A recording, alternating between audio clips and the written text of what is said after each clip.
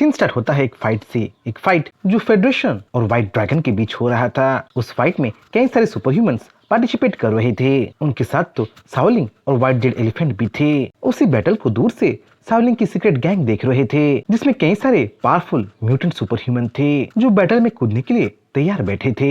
बस वो शाओलिंग के इशारे का इंतजार कर रहे थे। एक धमाकेदार बैटल के बाद जब फेडरेशन को लगने लगा था कि वो व्हाइट ड्रैगन को कॉर्नर करने लगे हैं, जल्द ही बैटल जीतने वाले हैं, तभी व्हाइट ड्रैगन अपना सीक्रेट मूव यूज करता है। वो जोर जोर से गुर्राने लगता है और अपने कंपेनियन को समन करने लगता है। व्हाइट ड्रैगन का कंपेनियन एक ब्लैक फायर फॉक्स था जो उसी की तरह ही पावरफुल लग रहा था। ब्लैक फायर फॉक्स को देख के हर कोई सरप्राइज हो गए थे, क्योंकि वहाँ रह रहे ज्यादातर बीस्ट व्हाइट कलर के थे। इसीलिए हर कोई सोच में पड़ गया था कि ये ब्लैक फायर फॉक्स भला कहाँ छिप के बैठा था, क्योंकि बैटल बहुत इंटेंस तरीके से चल रहा था। इसीलिए शाओलिंग की सीक्रेट गैंग भी चिंता में पड़ने लगा था। काउंटेस ड्रैकुला तो बैटल में खुद जाना चाहती थी। बैटल में कूद के वो शाओलिंग की मदद करना चाहती थी, पर उसे रेड हेडेड बीस्टमैन रोक लेता है। तुम वहाँ ऐसे ही नहीं जा सकती। तुम्हें ये अच्छी तरीके से पता है कि मिस्टर शाओलिंग वहाँ अपनी फुल पावर यूज नहीं कर रही है, और अगर हम वहाँ चले गए तो उनका सीक्रेट सबके सामने आ जाएगा। अच्छा यही होगा कि हम मिस्टर शाओलिंग के कमांड का इंतजार करें, बोल के red headed super human countess Dracula को समझाने लगता है। पर तभी उसका बीस्ट सेंस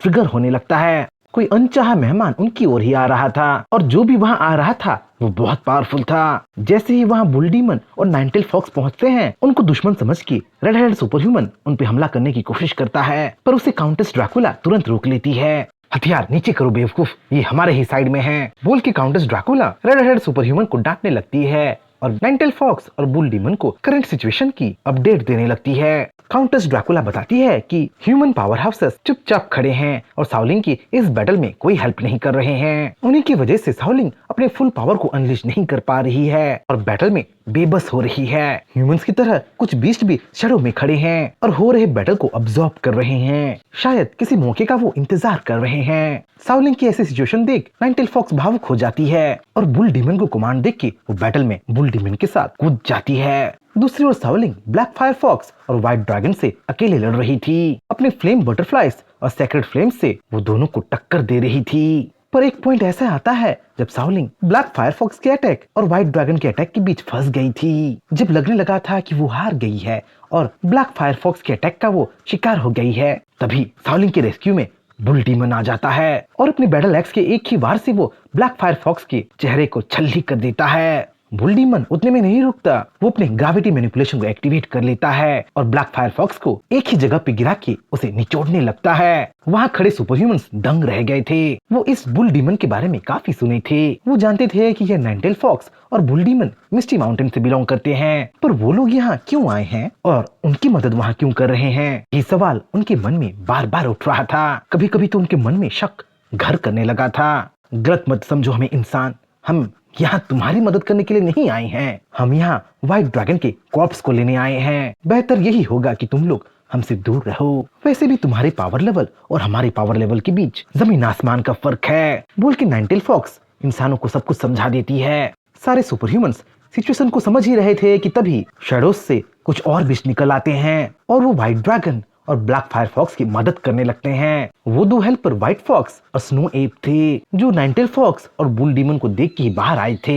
देखते ही देखते दोनों साइड में घमासान लड़ाई शुरू हो जाता है, जिसको बस सुपर ह्यूमंस देखते रह जाते हैं। सीन शिफ्ट होता है मिस्टी माउंटेन में, जहाँ जियो ग्रीन मैंटिस को अपने पास बुलाया था। शायद उसके साथ कुछ डिस्कस करना था। ग्रीन मैंटिस, तुम्हारा तो गोल्डन आंट के साथ अच्छा रिश्ता है, तुम तो उसके साथ काफी टाइम से भी लड़ रहे हो, तुम अपने लाइफ में कई सारे अचीवमेंट पाए हो और अगर मेंटिस क्वीन को छोड़ दिया जाए तो तुम ही सारे मेंटिस के सक्सेसर हो। पर इन 3 सालों में तुम बिल्कुल इवॉल्व नहीं हुए, ना ही तुम थोड़ा बहुत स्ट्रॉन्गर हुए हो। तुम्हें क्या लगता है तुम इन सिचुएशन में गोल्डन आंट से कंधा मिला पाओगे? उसे देखो बहुत आगे बढ़ रहा है, अगर सब कुछ ऐसा ही चलता रहा तो उसके लिए तुम बेड़िया बन जाओगे। अच्छा यही होगा कि तुम जल्दी से जल्दी स्ट्रॉन्गर बनो, वरना गोल्डन आंट को भूल जाओ।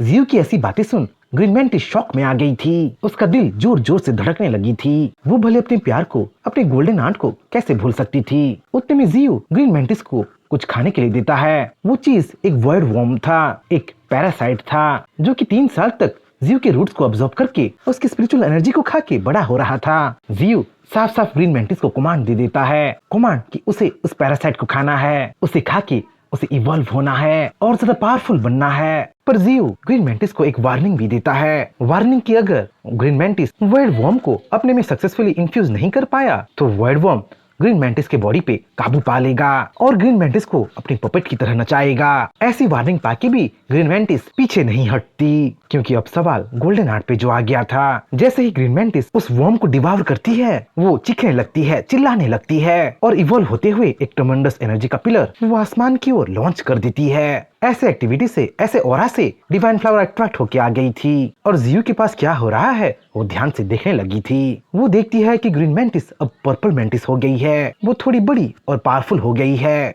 और साथ ही साथ वो जियो पे पागलों की तरह हमला पे हमला कर रही है।